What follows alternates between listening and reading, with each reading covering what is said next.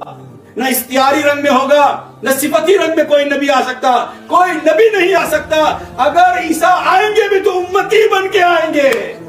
یہ ہے امت مسلمہ کا کتنا بڑا انعام و اکرام، یہ وہ وسیلہ محمد مصطفیٰ صلی اللہ علیہ وسلم آپ کو ملا ہے۔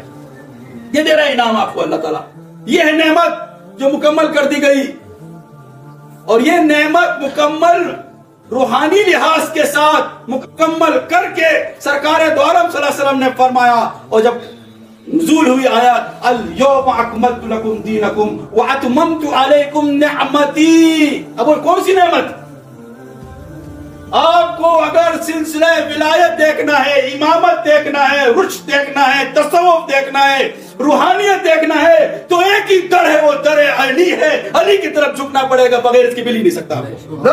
یہ سب آپ کو دے دیا، مکمل کر دی، کہیں ادھر ادھر جھانکنے کی ضرورت ہی نہیں ہے۔